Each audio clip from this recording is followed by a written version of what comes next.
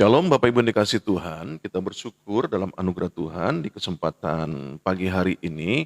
Tentunya menjadi sukacita kalau kami boleh ada bersama di kesempatan pagi hari ini bersama dengan setiap Bapak Ibu Saudara yang ada.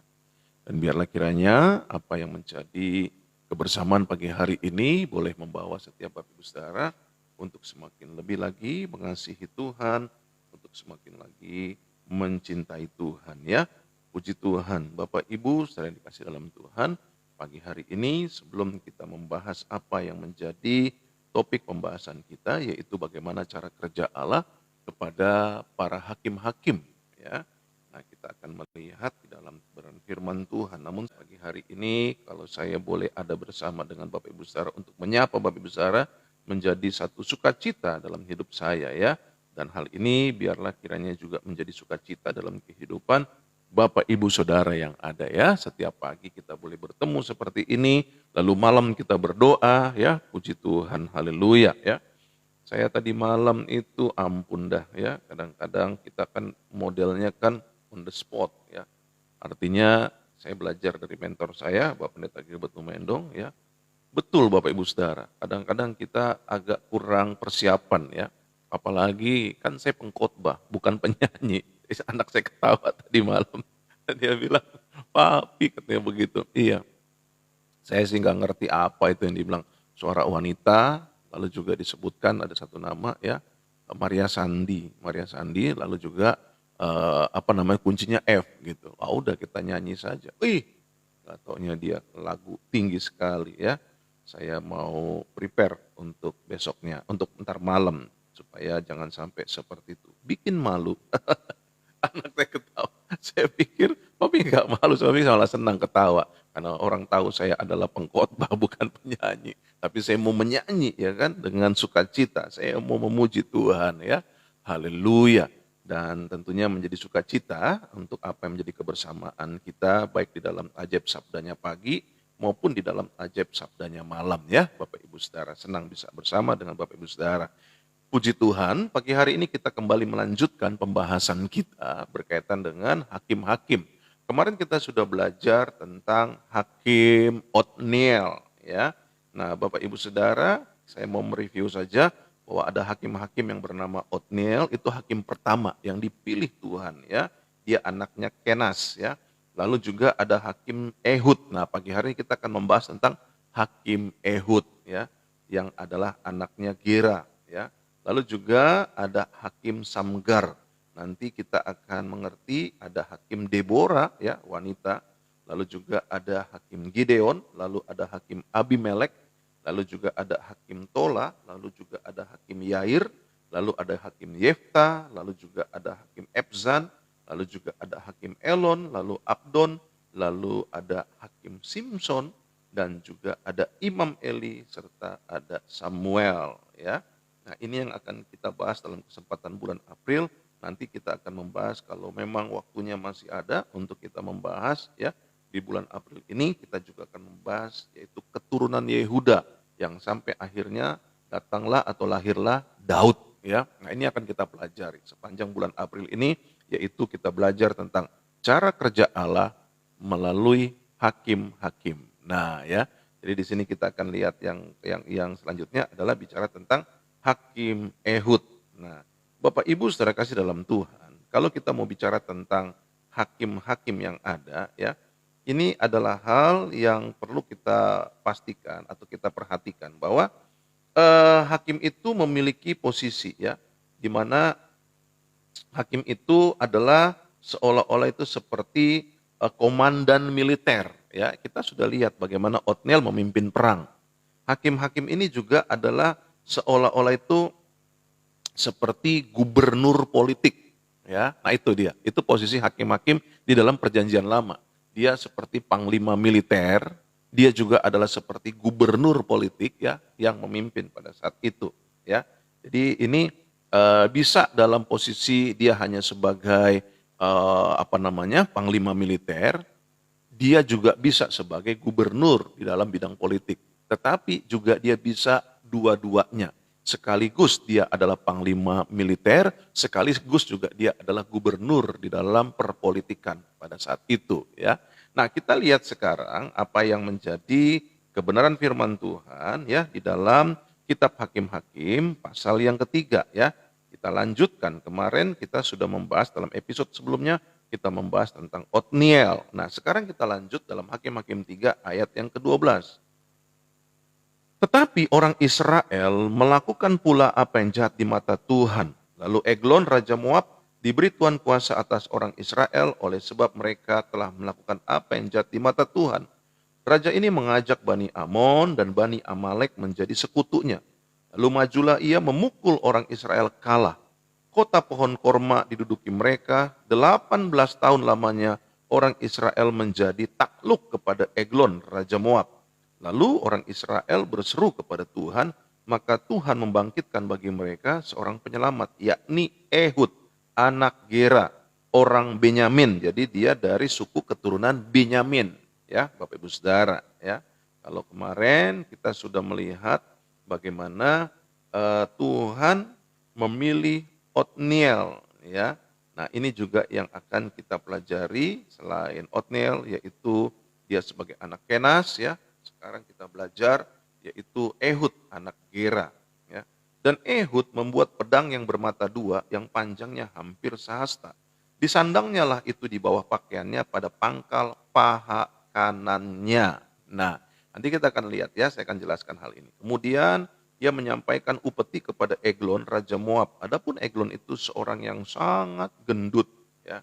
Setelah Ehud selesai menyampaikan upeti itu, disuruhnya pembawa-pembawa upeti itu pulang. Tetapi ia sendiri berhenti pada batu-batu berpahat yang di dekat Gilgal. Dan kembali menghadap raja, berkatalah ia, ada pesan rahasia yang kubawa untuk tuanku ya raja, kata Eglon. Diamlah dahulu, maka semua orang yang berdiri di depannya itu pergi keluar. Lalu Ehud masuk mendapatkan dia, sedang ia duduk sendirian di kamar atas di rumah peranginannya. Berkatalah Ehud, ada firman Allah yang kubawa untuk tuanku. Lalu bangunlah ia berdiri dari tempat duduknya. Kemudian Ehud mengulurkan tangan kirinya, dihunusnya pedang itu dari pangkal paha kanannya dan ditikamnya ke perut raja. Sehingga hulunya beserta mata pedang itu masuk, lemak menutupi mata pedang itu, sebab pedang itu tidak dicabutnya dari perut raja. Lalu keluarlah ia melalui pintu belakang. Demikianlah Ehud sampai ke serambi, pintu kamar atas itu ditutup dan dikuncinya setelah ia keluar. Baru saja ia keluar, datanglah hamba-hamba raja melihat, tetapi pintu kamar atas itu terkunci. Lalu berkatalah mereka, tentulah ia membuang air di kamar rumah peranginan itu. Lalu mereka menunggu-nunggu sampai menjadi bingung, tetapi raja tidak membuka pintu kamar atas itu. Kemudian mereka mengambil kunci, membuka pintu, lalu tampaklah tuan mereka mati tergeletak di lantai. Sedang mereka berlambat-lambat, Ehud meloloskan diri. Ia lewat dari batu-batu berpahat dan meloloskan diri ke arah Seira. Setelah ia sampai ke sana, ditiupnya lah sangkakala di pegunungan Efraim. Lalu turunlah orang Israel bersama-sama dengan dia dari pegunungan itu dan ia sendiri di depan. Berkatalah ia kepada mereka, ikutlah aku sebab Tuhan telah menyerahkan musuhmu, orang-orang Moab itu ke dalam tanganmu. Maka turunlah mereka mengikuti dia, lalu mereka merebut tempat penyeberangan sungai Yordan ke Moab, dan tidak seorang pun dibiarkan mereka menyeberang. Pada waktu itu mereka menewaskan kira-kira 10.000 orang dari Moab, semuanya orang yang tegap dan tangkas, seorang pun tidak ada yang lolos. Demikianlah pada hari itu Moab ditundukkan oleh Israel, maka amanlah tanah itu 80 tahun lamanya. Haleluya. Dari ayat bacaan ini kita bisa melihat ada hal-hal yang menjadi pelajaran penting yang perlu untuk kita perhatikan. Bapak Ibu saudara kasih dalam Tuhan, kalau kita melihat di dalam ayat yang ke-12 ya, namun kita lihat dulu dalam ayat yang ke-11. Lalu amanlah negeri itu 40 tahun lamanya, kemudian matilah Otniel anak Kenas. Lanjut kepada ayat yang ke-12.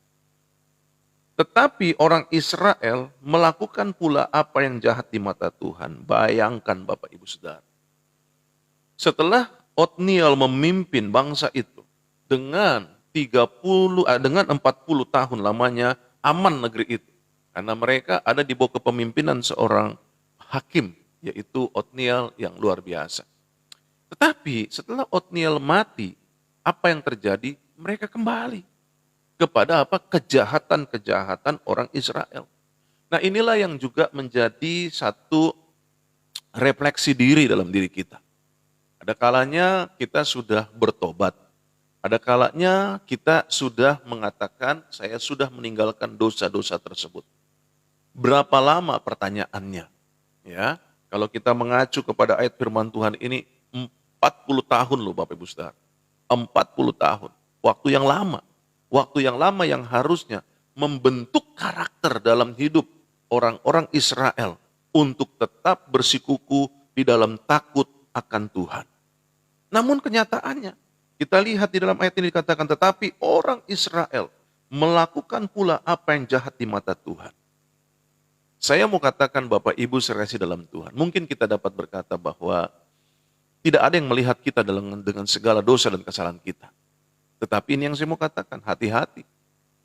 Bahwa mata Tuhan selalu melihat apapun. Bukan hanya apa yang kita lakukan secara terlihat. Tetapi dalam hati kita, dalam pikiran kita. Tuhan melihat sampai sejauh mana apa yang ada di dalam hati kita. Kebusukankah? Kebenciankah? Kemarahankah? Bahkan hal-hal lainnya, kesombongankah? Keangkuhankah? Atau ambisi-ambisi yang sedemikian rupakah? Sampai akhirnya dalam kehidupan kita yang sudah Kristen ini, yang sudah bertahun-tahun belajar loh dari orang Israel. 40 tahun. Sesuatu yang tidak sebentar. Tapi tidak ada hasil seolah-olah demikian. Itu sebabnya ketika mereka melakukan yang jahat di mata Tuhan. Ini bukan 1, 2, 3, 10, 100 orang. Ini semua orang Israel dikatakan, tetapi orang Israel melakukan pula apa yang jahat di mata Tuhan. Ini adalah sesuatu hal yang sangat menyedihkan dalam kehidupan seorang anak Tuhan, ya Bapak Ibu Saudara.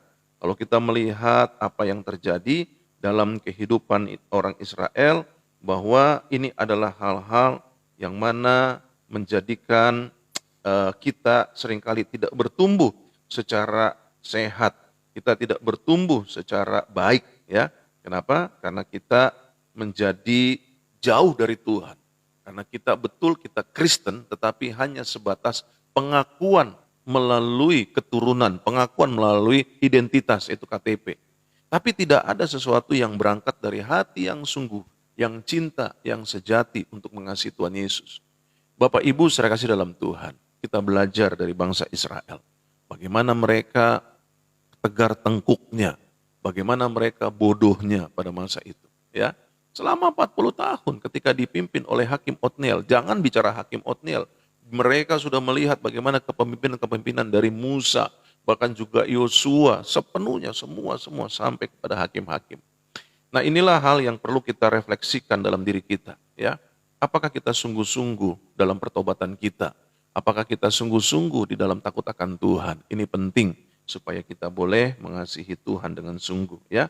Apa yang terjadi pada masa itu, mereka melakukan hal-hal yang jahat, ya. Kalau Bapak Ibu Saudara mau melihat hal-hal jahat apa sih yang dilakukan oleh orang Israel pada saat itu, kita melihat di dalam 1 Korintus pasal yang ke-10, ya. Kalau Bapak Ibu Saudara melihat dalam 1 Korintus pasal yang ke-10, maka dituliskanlah di situ bahwa itu sebagai peringatan, ya, buat setiap kita yang hidup di masa sekarang ini. Kalau kita melihat apa yang dituliskan di dalam 1 Korintus pasal yang ke-10 itu jelas, yaitu apa? Adanya penyembahan berhala, ya, dan lain-lain. Dikatakan apa pada ayat yang ke-6.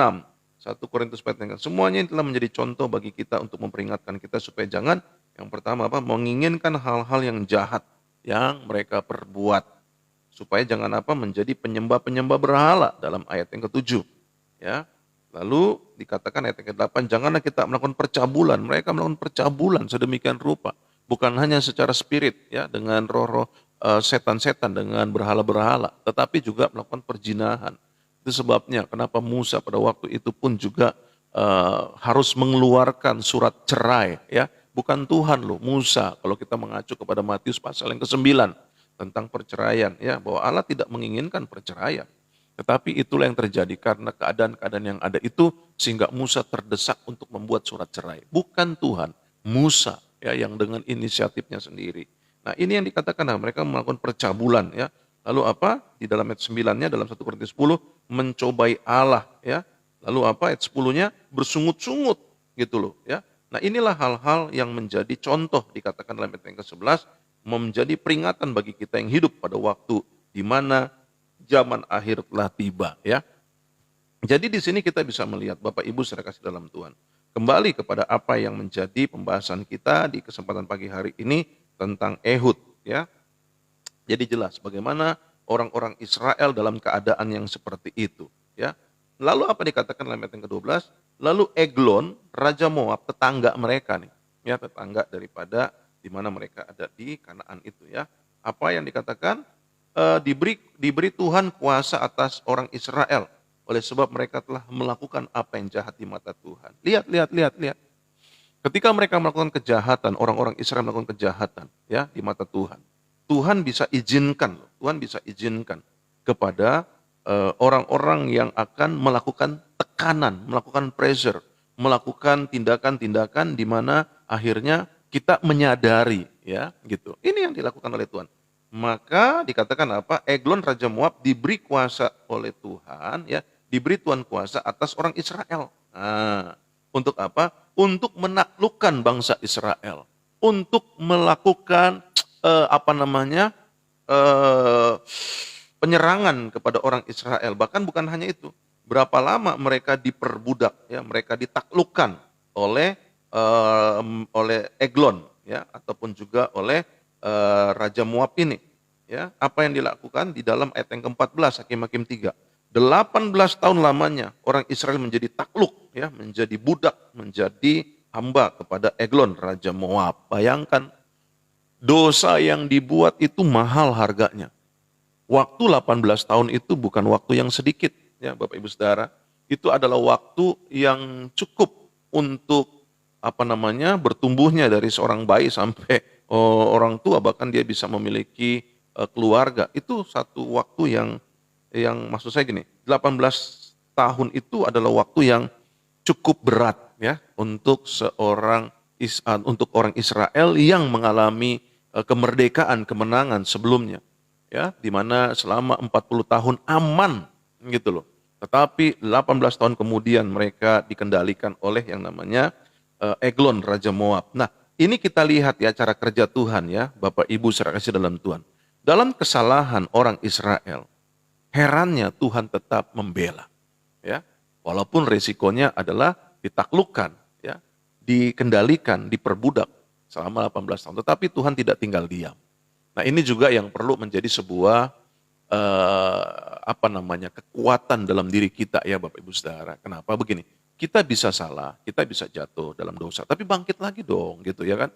Bangkit lagi, namanya kehidupan ya kan, pasti ada kadang-kala kita tidak bisa mengontrol emosi, kita tidak bisa dapat mengontrol persungut-sungutan kita, amarah kita, bahkan tindakan-tindakan kesalahan-kesalahan dosa lainnya yang Allah tidak suka ya. Tetapi ini yang kita lihat di dalamnya bahwa dalam kesempatan pertobatan, dalam kesempatan di mana kita mau untuk datang kepada Tuhan, maka Tuhan akan menolong. Bahkan kalau kita mengacu kepada ayat bacaan ini, belum kita lihat nih pertobatan Israel, ya.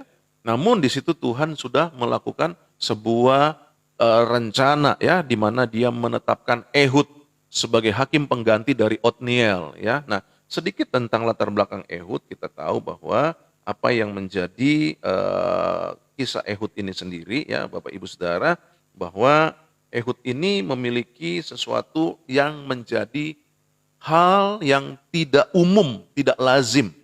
Boleh dikatakan sebagai kekurangan. Di mana? Yuk kita lihat di dalam ayat yang sudah kita baca ini, ya, di mana dikatakan Ehud membuat pedang, ayat yang ke-16 dalam Hakim-Hakim 3, yang bermata dua, yang panjangnya hampir sehasta. Disandangnya itu di bawah pakaiannya, pada pangkal paha kanannya. Apa yang terjadi kalau Bapak Ibu Saudara menyimak nih ayat-ayat Alkitab ini, kenapa harus dituliskan di dalam pangkal paha kanannya? Oke, ya. Umumnya para tentara itu menggunakan pedang itu ditaruh di pangkal paha kirinya. Kenapa? Karena kalau kita melihat apa yang dilakukan oleh Ehud, ya, perhatikan ayat yang ke-21. Kemudian Ehud mengulurkan tangan kirinya, dihunusnya pedang itu dari pangkal paha kanannya dan ditikamnya ke perut raja. Perhatikan di sini ya, kita belajar dari Ehud ya. Apa yang terjadi? Dia memiliki ketidakumuman. Dia memiliki sesuatu yang tidak lazim gitu. Apa itu? Kidal. Dia mampu menggunakan tangan, yaitu tangan kirinya, ya. Jadi tangan kanannya itu ya dia kidal lah gitu ya. Entah karena ada sesuatu yang menjadi luka atau memang bawaan dari lahir. Tidak dicatat dalam Alkitab betul. Tetapi kita lihat di sini bahwa itu adalah sesuatu yang tidak lazim, ya kan?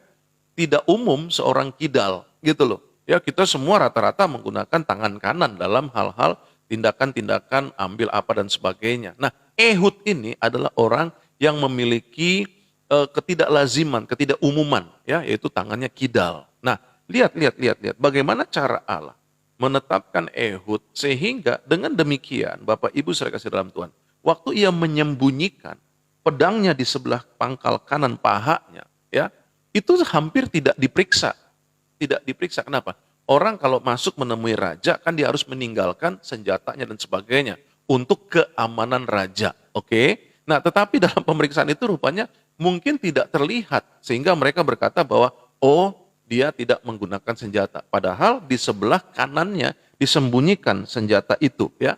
Dan dia lalu menarik senjata itu, menikamnya, lalu ke perut raja. Ya, dengan apa? Tangan kirinya, ya. Kalau Bapak bisa lihat saya angkat tangan ini tangan kiri sebenarnya bukan tangan kanan, ya.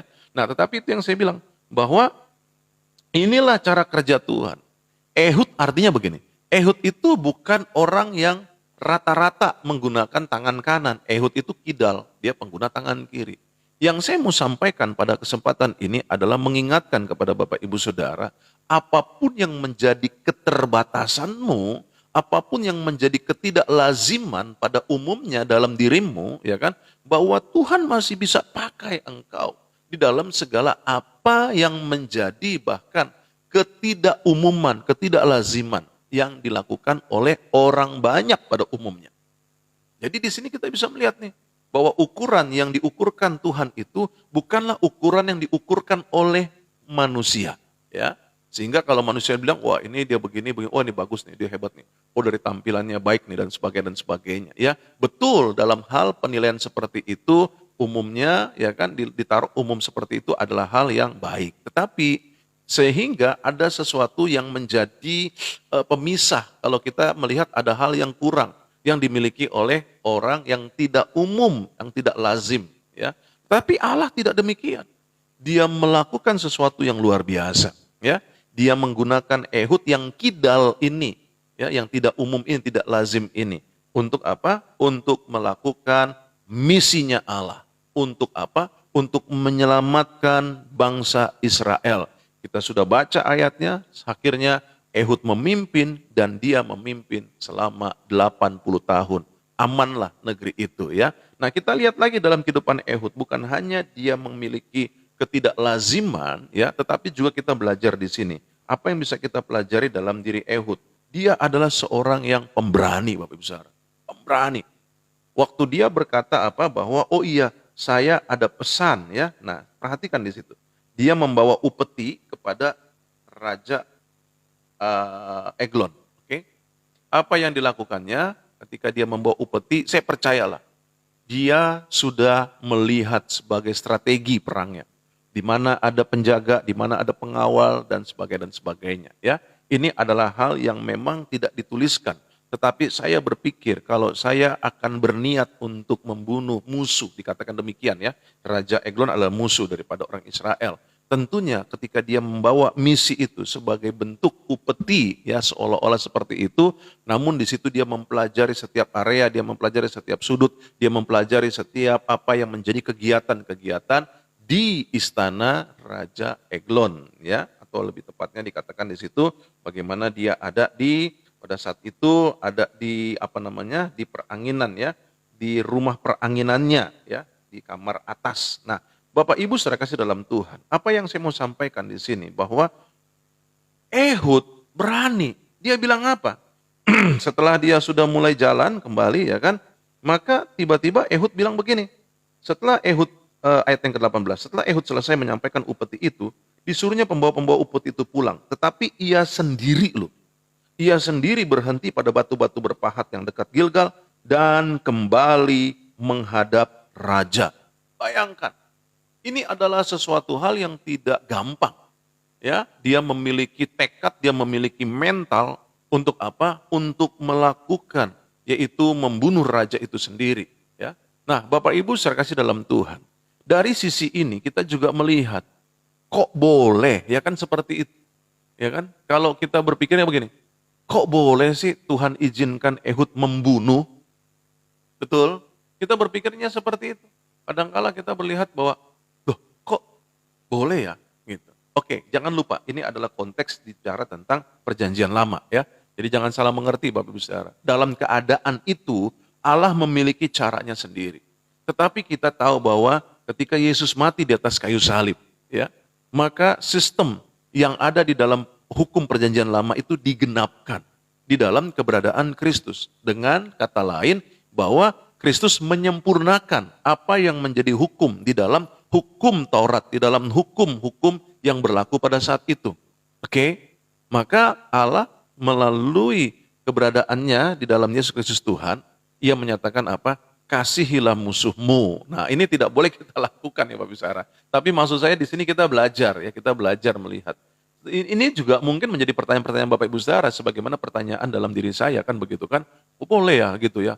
Kok untuk melakukan misi Allah, Allah melakukan hal demikian. Nah, ini yang saya mau sampaikan bahwa hal ini adalah sesuatu yang menjadi strategi Allah ya. Bagaimana menyelamatkan bangsa Israel tersebut dengan membinasakan apa?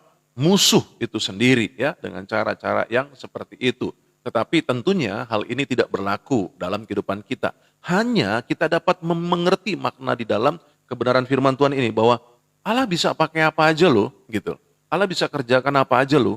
Allah bisa menggunakan cara apa aja loh. Untuk apa? Untuk menolong umatnya. Untuk membela umatnya. Mungkin bukan kita, tetapi ada cara-cara Allah. Bagaimana sebagai seorang Ehud yang menyelamatkan bangsa Israel. Bukan orang Israelnya yang melakukan hal seperti itu. Tetapi Allah bisa saja pakai seseorang untuk menyelamatkan umatnya. Untuk menyelamatkan pribadi orang yang takut akan Tuhan. Ya. Jadi dari sini kita belajar ada pembelaan Tuhan gitu loh Bapak Ibu Saudara. Ya. Kalau kita mengerti tentang hal ini, tentunya kita tahu bahwa ini adalah merupakan cara kerja Allah yang luar biasa. Oke, nah itu yang kita lihat dalam kehidupan Ehud, dia juga adalah seorang yang pemberani, ya, dia tidak takut, ya, dan ini adalah hal yang luar biasa.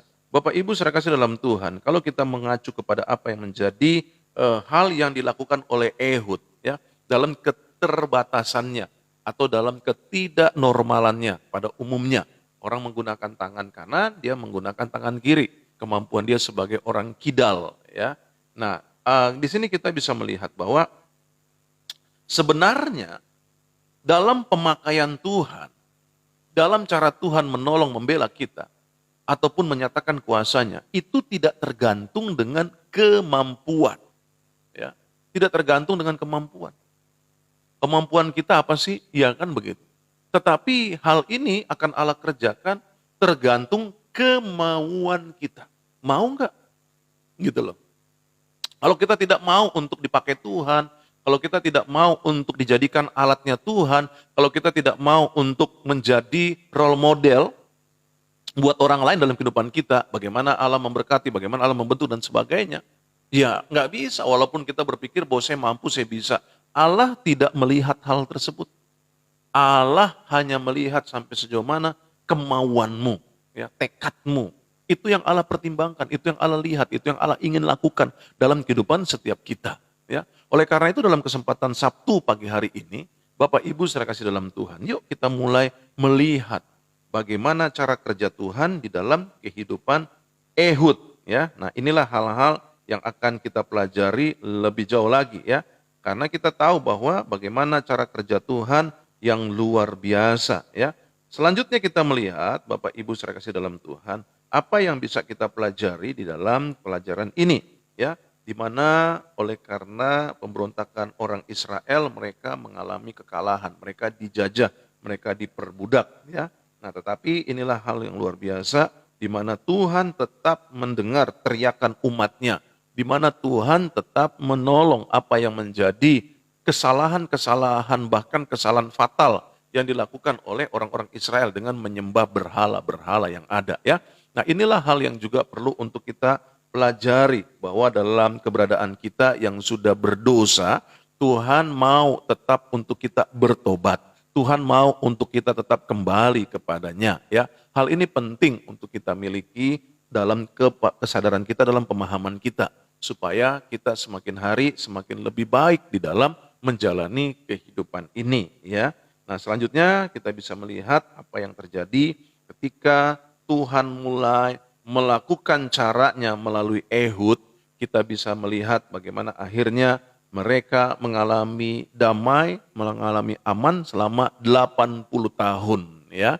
Tentunya ini menjadi sebuah siklus pergantian generasi, ya, Bapak Ibu saudara kasih dalam Tuhan.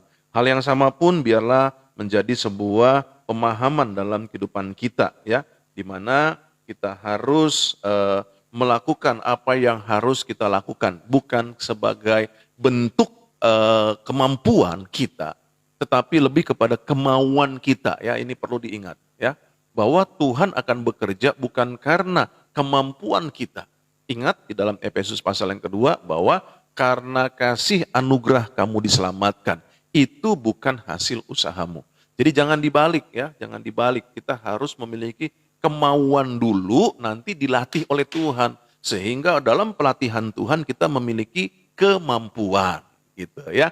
Jadi kalau kita mulai dengan kemampuan kita akan cenderungnya jadi sombong. Kita cenderungnya akan merasa, oh saya bisa kok, saya mampu, saya tidak tidak akan kekurangan, saya tidak akan kalah. Nah, itu namanya kesombongan. Tetapi waktu kita berkata, saya mau Tuhan, ya, sebagaimana Yesaya, maka disitulah Tuhan akan membentuk seseorang yang mau untuk memiliki kemampuan, ya. Jadi mulai dengan kemauan, ini penting. Saya kemarin melayani pelepasan, ya, ada seorang saudari kita, ya, dia diantar oleh papanya, lalu ketika dia selalu berkata adanya kerasukan. Nah, saya bilang bahwa sekarang kamu mau enggak gitu didoakan. Lalu dia selalu berkata seperti itu. Ya, saya bilang kalau kamu tidak mau, maka Allah pun tidak akan menyatakan sebagaimana kuasanya dalam kehidupan setiap orang. Nah, ini penting untuk kita pahami, ya, Bapak Ibu saudara kasih dalam Tuhan, bahwa kemauan kita itu yang menentukan, gitu loh. Sama kan waktu kemauan kita untuk mengikut dunia, waktu kemauan kita mengikut daging, ya kan, disitulah dosa akan menguasai kehidupan kita. Nah, itu loh. Jadi sehingga waktu kita rubah kemauan kita menjadi kemauan ikut Tuhan, kemauan menjadi alatnya Tuhan, kemauan menjadi role model yang akan Tuhan berikan dalam kehidupan kita kepada orang lain, maka di situ Tuhan akan memberikan kemampuan, ya, yaitu dengan kuasa Roh Kudus. Nah, ini penting supaya setiap kita mengerti, ya. Oleh karena itu dalam kesempatan ini mari kita belajar lebih jauh, ya, bagaimana akhirnya kita lihat strategi yang dilakukan oleh Allah melalui Ehud, ya. Ketika Ehud mau di dalamnya untuk dipakai Tuhan, dia memiliki kemampuan walaupun dia tidak seperti orang pada lazimnya, orang pada umumnya, ya. Dia memiliki yaitu kemampuan secara kidal, tangan kidal, ya. Sementara tangan kiri maksudnya. Lalu sementara umumnya kita menggunakan tangan kanan, ya. Puji Tuhan, Bapak Ibu sekalian dalam Tuhan, apa yang bisa kita pelajari dalam kesempatan pagi hari ini, kiranya ini boleh mengingatkan kepada kita, ya, bahwa janganlah kita menyakiti hati Tuhan lagi lah, ya kan, sudah 40 tahun mereka aman di dalam kepemimpinan Hakim Otniel. Bikin dosa lagi, ya kan gitu. Sampai akhirnya apa? Konsekuensi dosa 18 tahun dia harus dijajah oleh Eglon, ya, Raja Moab itu sendiri. Nah, ini adalah hal yang nggak enak gitu loh, ya kan. Kalau kita sudah sampai sejauh ini berdiri, kalau kita sudah sampai sejauh ini berlari, ya kan begitu. Kalau sudah sampai sejauh ini kita berjalan mengikut Tuhan, ya kan. Ayo terus ikut Tuhan gitu loh. Jangan coba-coba lagi untuk berpikir hal yang bukan ikut Tuhan. Baik itu ikut dunia, baik itu ikut keinginan daging, maupun juga tipu muslihat setan, ya. Ini harus kita mulai jaga betul hati kita. Itu sebabnya Alkitab berkata di akhir zaman, orang yang kudus akan terus menguduskan dirinya, orang yang benar terus akan terus membenarkan dirinya, ya. Dan akhirnya kita belajar juga dari Ehud ini bahwa Tuhan bisa menggunakan siapapun dalam ketidaklaziman, dalam ketidakumuman, ya.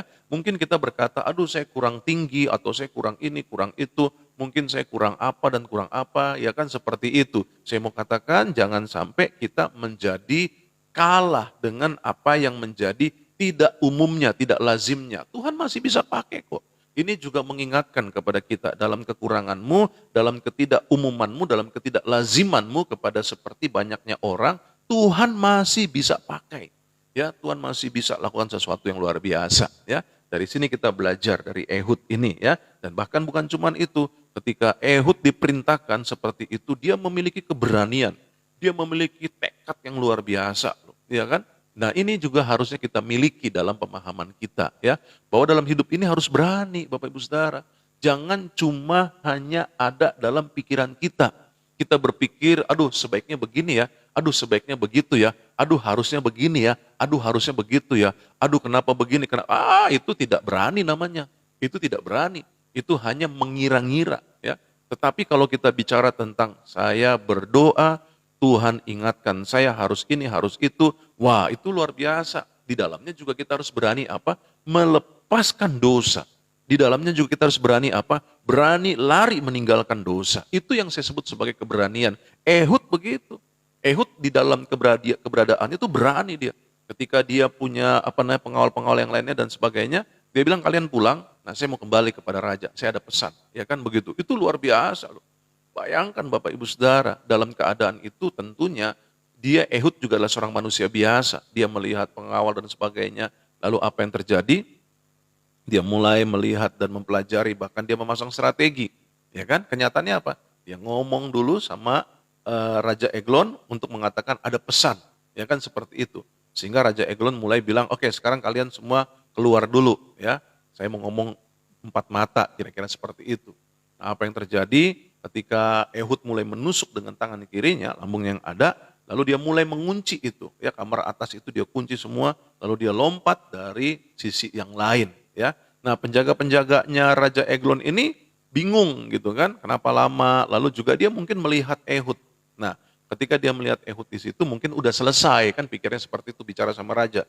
Tunggu punya tunggu karena dikatakan ketika mereka berlambat-lambat. Artinya apa? Mereka tunggu kok pintunya nggak dibuka gitu kan. Nah mereka juga sempat mendengar sesuatu sehingga mereka katakan apa? Oh jangan-jangan lagi ke toilet ya kan begitu ya. Mungkin itu adalah kalau di dalam terjemahan lain ya Bapak Ibu Saudara, itu seperti ada sesuatu yang keluar ya gitu, seperti maaf kata ya, orang ke toilet itu dia seperti buang angin gitu loh ya. Jadi itu terdengar oleh mereka, oh dia lagi sedang ke toilet. Padahal itu adalah detik-detik terakhir kematian daripada Raja Eglon dalam kondisinya ya. Dan inilah dia yang luar biasanya. Bukan hanya dia berani yang membabi buta, tetapi juga dia berani dengan strategi ya. Makanya dia buat itu dan akhirnya dia selamat. Dan bukan hanya sampai di situ. Setelah dia kembali, dia tiup itu sangkakala, dia kumpulkan setiap orang-orang yang ada untuk apa? Berperang. Lalu itulah hal yang luar biasa. Dia tahu dia sudah bunuh rajanya, maka dia memiliki keberanian yang luar biasa untuk mengajak setiap orang Israel untuk merampas apa yang menjadi milik mereka ya. Selama 18 tahun mereka dijajah. Dan itu yang dilakukan. Ada 10.000 kata Alkitab orang tegap yang mati dibunuh oleh mereka. Ya, ini adalah hal yang bisa kita pelajari dalam kitab Perjanjian Lama. Ya, Bapak Ibu Saudara, di dalamnya kita bukan lalu ikut bunuh-bunuhan, bukan, ya kan? Tetapi di dalamnya kita bisa melihat bahwa Allah itu selalu memiliki cara untuk melakukan segala sesuatunya bagi anak-anaknya. Ini yang harus kita miliki. Ya. Makanya kalau kita tahu di akhir zaman ini kita hidup, tentunya ada banyak hal-hal yang akan kita hadapi. Namun yang saya mau sampaikan di sini, ingatlah Allah tetap punya cara untuk menjagaimu, untuk melindungimu, untuk mengurapimu, untuk memberkatimu, bahkan untuk meluputkanmu dari apa yang menjadi kejahatan dunia ini, dari apa yang menjadi tekanan dunia ini, dari apa yang menjadi cemooh dunia ini kepada kita sebagai anak-anak Tuhan ya. Karena itu tetap setia di dalam takut akan Tuhan, dan kita belajar terus dari cara kerja Allah melalui hakim-hakim yang ada. Sehingga kita semakin hari semakin mengerti dan kita semakin mengasihi Tuhan. Amin. Puji Tuhan, terima kasih buat kebersamaan Bapak Ibu Saudara di kesempatan pagi hari ini ya. Saya bersyukur, saya bersuka cita, biarlah apa yang menjadi kebersamaan ini dapat membawa kepada setiap Bapak Ibu Saudara di dalam takut akan Tuhan, di dalam kesungguh-sungguhan yang lebih lagi, sehingga kita boleh melihat hal-hal dahsyat, hal luar biasa yang Tuhan boleh kerjakan dalam kehidupan setiap kita yang ada ya. Haleluya ya. Oleh karena itu dalam kesempatan pagi hari ini, Bapak Ibu serasi dalam Tuhan, saya juga mau menyampaikan ya kan ayat Alkitab di dalam kesempatan hari ini ya, supaya kita tahu bahwa kitab Amsal itu mengandung banyak hikmat ya. Nah, saya mau baca dulu sebelum kita tutup dalam doa ya. Kitab Amsal pasal yang ketiga ya, mulai dari ayat yang pertama kita akan pelajari di sini, yaitu berkat dari hikmat. Amsal pasal 3. Hai anakku, janganlah engkau melupakan ajaranku, dan biarlah hatimu memelihara perintahku. Karena panjang umur dan lanjut usia serta sejahtera akan ditambahkannya kepadamu. Janganlah kiranya kasih dan setia meninggalkan engkau. Kalungkanlah itu pada lehermu, tuliskanlah itu pada loh hatimu, maka engkau akan mendapat kasih dan penghargaan dalam pandangan Allah serta manusia. Percayalah kepada Tuhan dengan segenap hatimu, dan janganlah bersandar kepada pengertianmu sendiri. Akuilah Dia dalam segala lakumu, maka Ia akan meluruskan jalanmu. Janganlah engkau menganggap dirimu sendiri bijak, takutlah akan Tuhan dan jauhilah kejahatan. Itulah yang akan menyembuhkan tubuhmu dan menyegarkan tulang-tulangmu. Muliakanlah Tuhan dengan hartamu dan dengan hasil pertama dari segala penghasilanmu. Maka lumbung-lumbungmu akan diisi penuh sampai melimpah-limpah, dan bejana pemerahanmu akan meluap dengan air buah anggurnya. Hai anakku, janganlah engkau menolak didikan Tuhan, dan janganlah engkau bosan akan peringatannya, karena Tuhan memberi ajaran kepada mereka yang dikasihinya, seperti seorang ayah kepada anak yang disayangi. Berbahagialah orang yang mendapat hikmat, orang yang memperoleh kepandaian, karena keuntungannya melebihi keuntungan perak dan hasilnya melebihi emas. Ia lebih berharga daripada permata. Apapun yang kau inginkan tidak dapat menyamainya. Umur panjang ada di tangan kanannya, di tangan kirinya kekayaan dan kehormatan. Jalannya adalah jalan penuh bahagia, segala jalannya sejahtera semata-mata.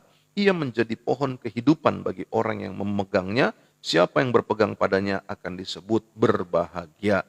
Dengan hikmat Tuhan telah meletakkan dasar bumi, dengan pengertian ditetapkannya langit. Dengan pengetahuannya air samudra raya berpencaran dan awan menitikan embun. Hai anakku, janganlah pertimbangan dan kebijaksanaan itu menjauh dari matamu.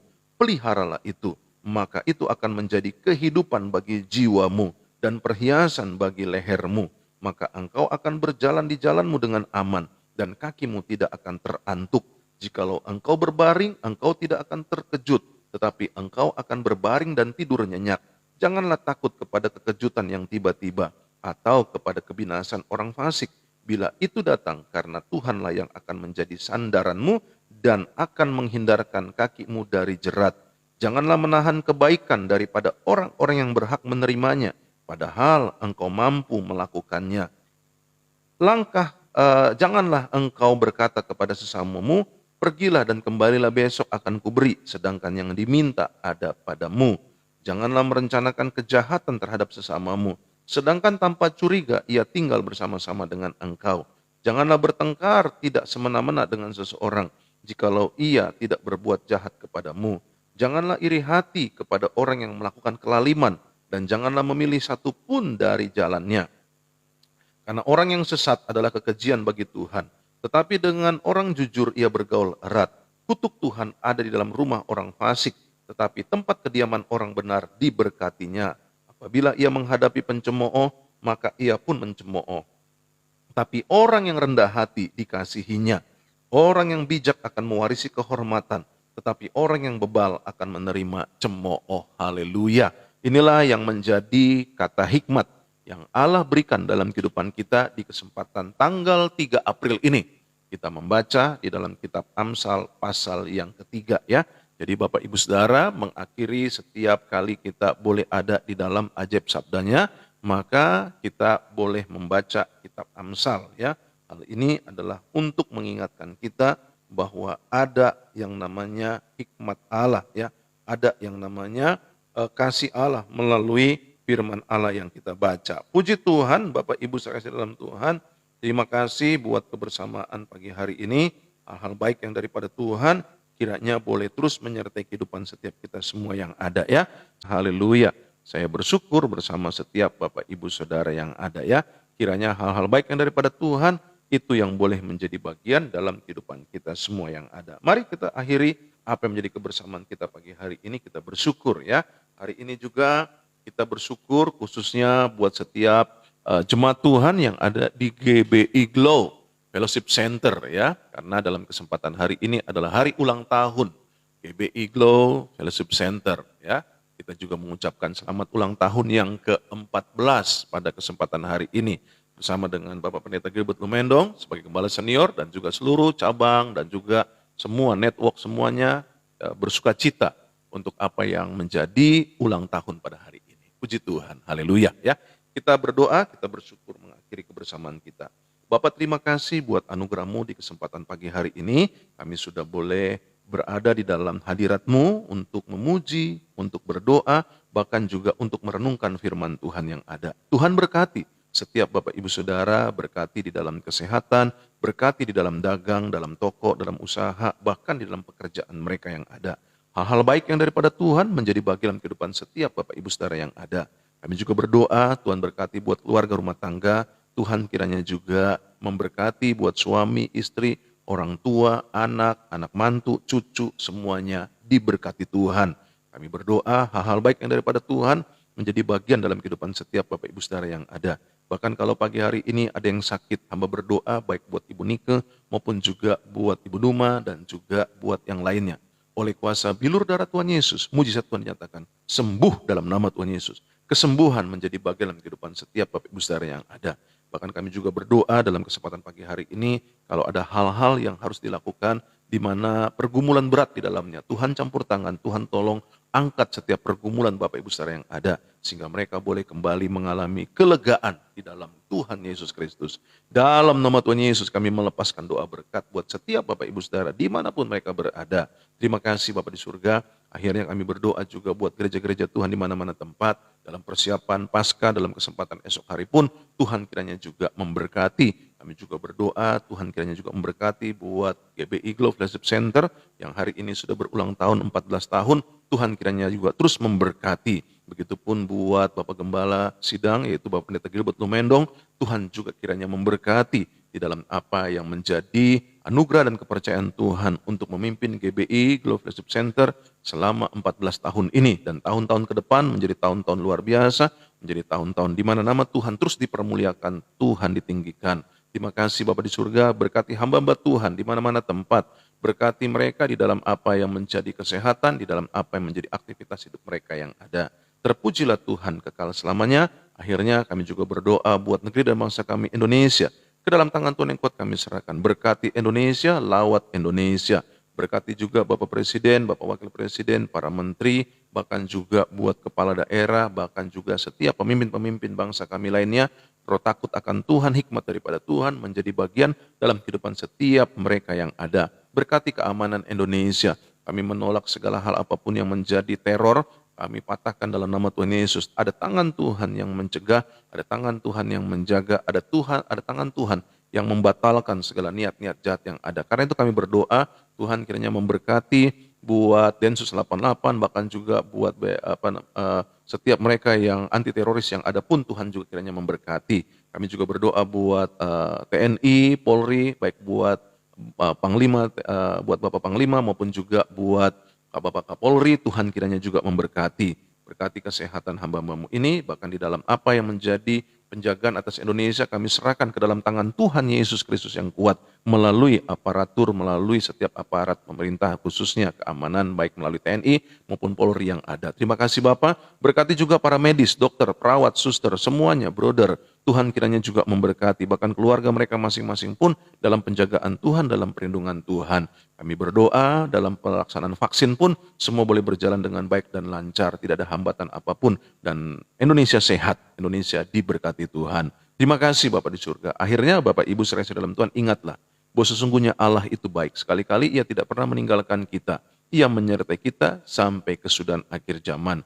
Arahkan hatimu kepada Tuhan. Terimalah berkat yang datang dari Allah Bapa, kasih anugerah daripada Tuhan Yesus Kristus, penyertaan penghiburan, pengurapan, persekutuan daripada Roh Kudus, turun atas kehidupanmu, atas kehidupan keluarga rumah tanggamu, atas kehidupan masa mudamu, masa tuamu dengan anak dan cucumu, bahkan turun atas kesehatanmu. Mulai pagi hari ini sampai Maranatha Tuhan datang kembali untuk menjemput setiap kita yang percaya, mengasihi, mencintai, bahkan melayaninya. Haleluya. Mari kita sempurnakan doa kita sebagaimana Tuhan Yesus ajarkan doa ini dan kita naikkan doa ini secara bersama-sama. Haleluya. Bapa kami yang alam kerajaan surga, kuduskanlah namamu, datanglah kerajaanmu, jadilah kehendakmu di bumi seperti di surga. Berikanlah kami pada hari ini makanan kami yang secukupnya, dan ampunilah kami akan segala kesalahan kami, seperti kami juga mengampuni orang bersalah kepada kami. Dan janganlah membawa kami ke dalam pencobaan, tetapi lepaskanlah kami daripada yang jahat, karena Engkau yang mempunyai kerajaan dan kuasa dan kemuliaan sampai selama-lamanya. Haleluya. Amin. Puji Tuhan, Bapak Ibu dikasihi Tuhan. Terima kasih buat kebersamaannya. Ingat, Yesus Kristus Tuhan. Yesus Kristus tetap Tuhan. Yesus Kristus selama-lamanya Tuhan. Hanya Tuhan Yesus Kristuslah satu-satu jalan keselamatan untuk kita sampai dan masuk ke surga. Haleluya. Sukses menyertai Bapak Saudara. Tuhan Yesus berkati. Shalom.